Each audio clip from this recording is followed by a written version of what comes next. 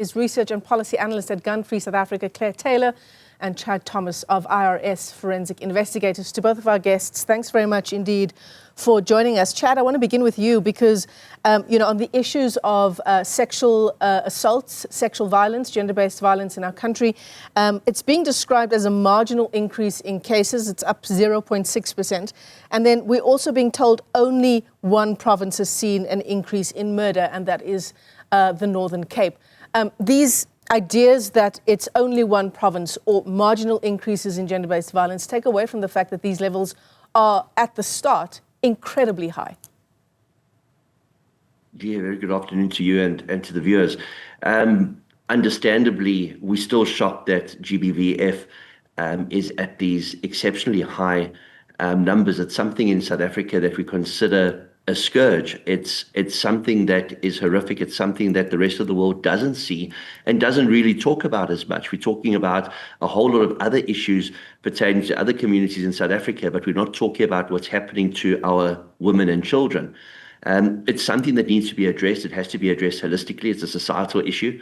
And it's something that the police seem to be taking a lot more seriously, despite the fact that we're seeing an increase in these statistics. What we do need, of course, are more qualified police officers and social workers within that environment to be able to work on these cases, which can at times be very complex. And always understand that the NPA are not necessarily going to enroll cases that they don't believe they're going to win if there hasn't been a thorough investigation. Hence the horrific 5% conviction rate for rape in South Africa. To touch on the murder statistics, it's great that there's a marginal decrease except in one particular province. But again, unacceptably high and something that the police are working on. And we're hoping to see a lot of changes going forward in the next 2 to 3 years. Yeah, absolutely.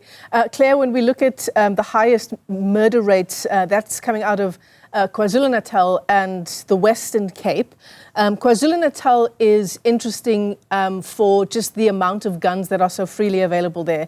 But perhaps the same can be said for the Western Cape.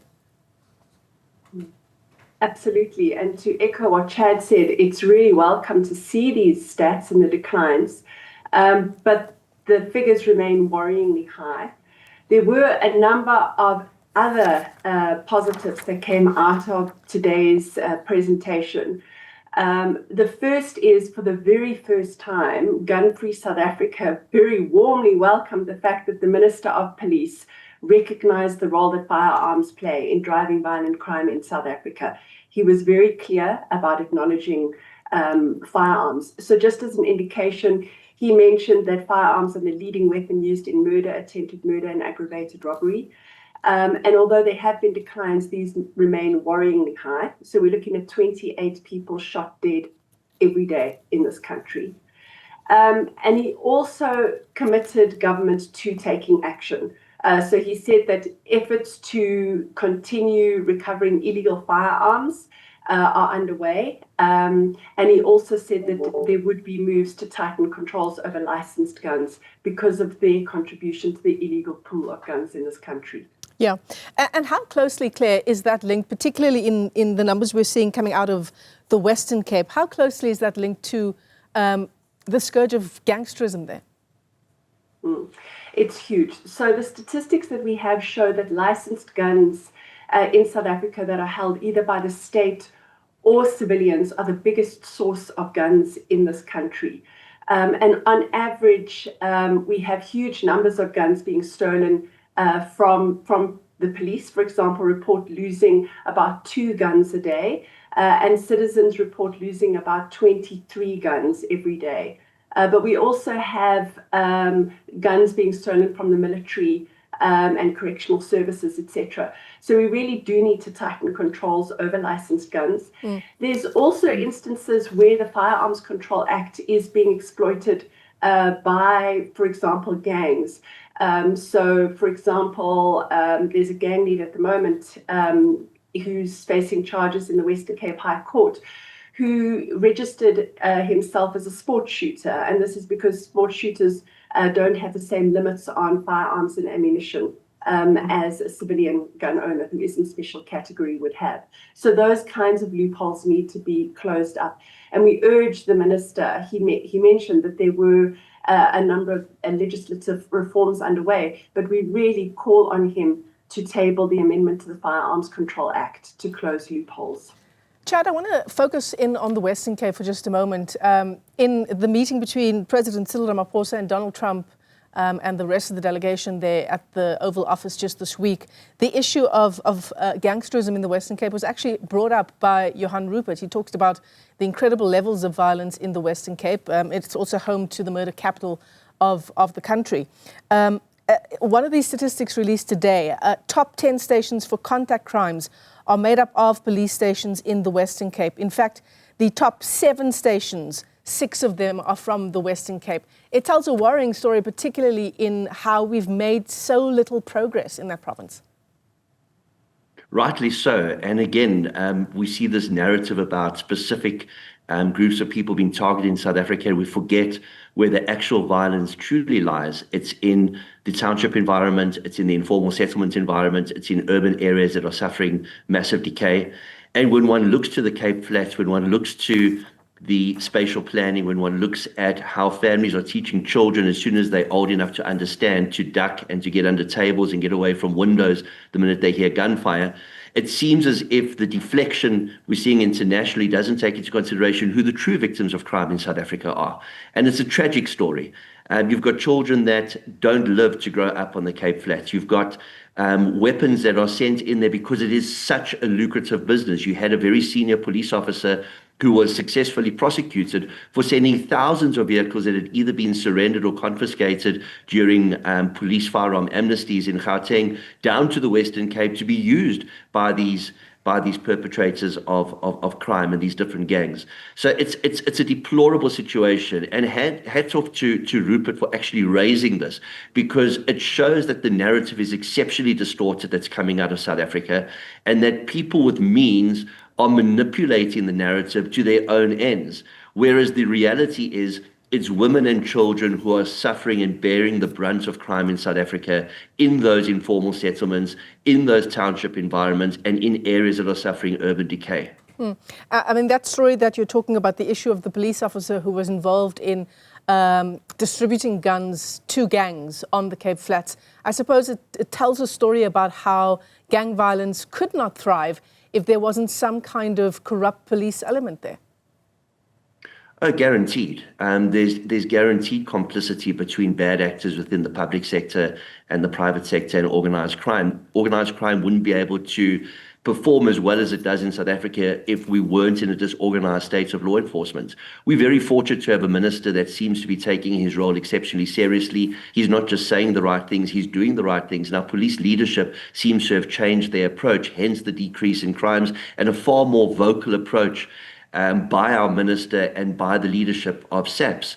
We cannot allow for these bad actors to operate, and we have to use the laws that we have at hand, including laws like the Prevention and Combating of Corrupt Activities Act, to hold those to account, and also to hold them to account not just for the distribution of weapons, but for what those weapons are actually used for, because they can be held to account if a murder takes place in terms of what we call common cause.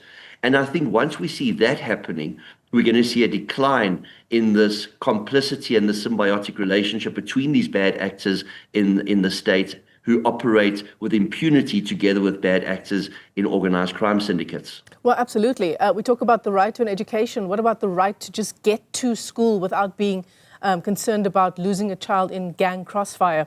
Claire, I want to bring you in on the issue of access to guns again. And one of the other worrying statistics that we heard from the minister when the stats were released this morning is in KwaZulu-Natal. So he says over 1,100, so the specific number is 1,137 people dying as a result of arguments and disagreements. That's in KwaZulu-Natal, KwaZulu-Natal sort of accounting for 300 of those murders linked to arguments and disagreements.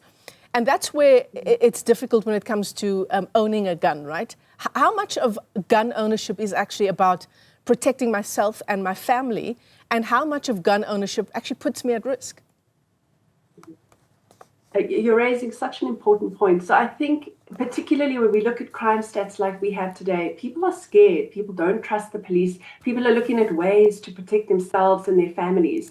And getting a gun seems such an obvious solution. And the reality is that the data from South Africa, as well as data internationally, show that getting a gun, bringing a gun into your home, increases the risk to you as a gun owner. For example, if you try and use your firearm in self-defense, it increases the risk of you getting shot up to 4 times than if you are unarmed in that situation. But it also increases the risk, like you say, of a gun being used in anger and in an argument. And the statistics showing that the majority of murders in South Africa happen between people who know each other, in arguments, in misunderstandings, in disputes, is really worrying, because it's telling us as well that the police cannot intervene. Deploying more police is not going to solve that kind of interpersonal dispute situation. These are not crime-related murders that are taking place. And so we need to look at other ways of helping people deal with conflict.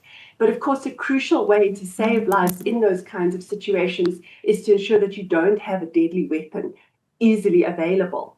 And so, for example, data from overseas shows that the fact that we have a requirement that people need to keep their firearms unloaded in a safe probably protects some woman in the domestic violence situation from being shot dead in an argument. That in and of itself is already a protector. But if we removed guns from people's homes and didn't allow public carrying of firearms, it would also save thousands of lives. I mean, that's incredible. I want to just pick up on the point you made about increasing police numbers not being the answer to everything. Chad, the minister telling us there is a move to now ensure more efficient policing, more plans to get more boots on the ground.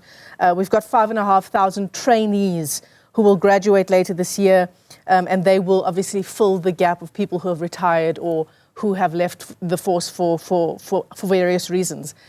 How much is that tied to our crime statistics, actually getting more officers out there? Look, it's a double-edged sword. It's great that we can have boots on the ground, but we need experienced detectives, and that's what we're losing. There is a mass exodus, and now with there not being penalties to drawing your pension at 55, we're seeing even more skilled members leaving and not being able to transfer those skills because they're too busy carrying too many dockets. Our outgoing head of the Hawks, General Abir, stated quite publicly 3 weeks ago that the Hawks still sit at only 51% capacity. And that means that they've got only half the required amount of members to investigate complex financial crimes, complex corrupt crimes, complex organized crimes. And they are the last respite in respect of who we use to fight the most serious crimes. They're now being capacitated through detectives that have been drawn straight from the ranks of police college. These guys don't have experience, they don't have networks, and if you can't prosecute crimes because the investigation wasn't thorough, it emboldens criminals even more. To give you an example, over 1,000 firearms were taken off the streets of the Western Cape, but they only resulted in single-digit prosecutions. And this is a major problem because the less prosecutions we have, the more emboldened our criminals become. So it doesn't just help us to have the blue line out there of visible policing trying to counter crime and then having Operation Chanela where there's massive confiscations of firearms and massive arrests of criminals. We need to prosecute them. And the only way a prosecutor will ever enroll a docket is if they're confident that they're going to succeed with a prosecution. And that's why we're seeing such low rates of prosecution. We just don't have enough skilled detectives at this point in time. And increasing the police on the street doesn't necessarily equate to prosecutions. It may equate to more arrests, but those people will be out within 48 hours. Yeah, absolutely. We call it institutional knowledge, right? And it is it has such a major impact on various sectors when you lose that kind of institutional knowledge. Chad Thomas, let me thank you for your time. He is with IRS Forensic Investigators, and Claire Taylor is a research and policy analyst at Gunfree South Africa, unpacking the crime statistics for the first quarter released by the minister just earlier this morning. In other news, parents at Westville Primary School in Durban are calling for the principal there to be investigated for misconduct. He returned from suspension just weeks ago amid claims of sexual and financial misconduct, and despite strong objections from parents and the teachers' union NAPTOSA. Now, parents say learners and teachers deserve a safe environment. Newzroom Afrika's Siletu Ndlovu has more. So there's a number of allegations that have, of course, been raised by parents that we have here outside the Westville Senior Primary School. And I just want to bring in another parent to speak to us more about some of the concerns and some of the things that have been happening for the past 3 years. Speak to me about some of your frustrations and some of the things that you relate to the Department of Education. So I know we're here to speak for the teachers because their complaints and grievances have gone unheard. They have been experiencing financial appropriation, they have had intimidation, denial of rights, work overload. He just overloads them with work. They just cannot continue. Victimization, defamation of character. The list is endless. It really is endless, and not one of them have been fully investigated or any feedback or conclusions given to the SGB. We have the most unbelievable teachers at the school. They are of such good quality, and because of the nature of trying to work under the dictatorship leadership that it is here, they just are so unhappy. They're stressed. They're not sleeping at night. And they can't work like that. And because the Department of Education does nothing, they're forced to either resign or look for jobs elsewhere. And, in any workplace, if you're working under stressful conditions, you cannot give off your best. Just lastly, talk to me about some of the steps that you'd like to see the department take. I know that you mentioned earlier on that you'd like to see further investigations being done. Speak to me about the steps that you'd like the department to take. Absolutely. So we here demand the Department of Education suspend the principal with immediate effect, so that if they are going to start and carry on with investigations, it needs to be done whilst he is not at the school. He needs to be suspended immediately so our teachers can continue working in a harmonious environment, start working in a harmonious environment for the betterment of our children. And unless he gets suspended, we're going to keep exposing the department for their lack of action. So much for speaking to us, Judy.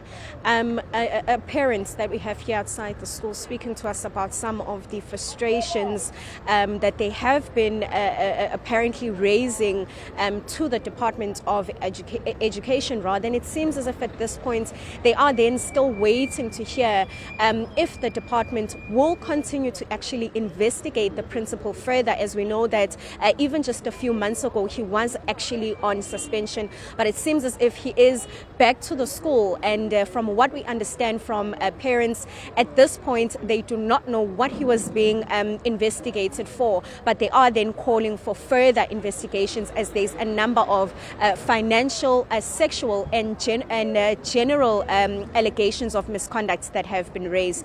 For Newzroom Afrika on Channel 405, I'm Siletiwe Ndlovu in Westville. It's a touch after 12:30. Let's get you a reminder of your headline stories now. The police ministry revealing increases in sexual offences between January and March this year, while the murder rate has seen a decline. The communications minister has issued a policy directive that could ease the 30% triple BEE requirement for the licensing of satellite internet services like Starlink. And parents at Westville Primary in Durban are calling for the principal to be investigated for misconduct.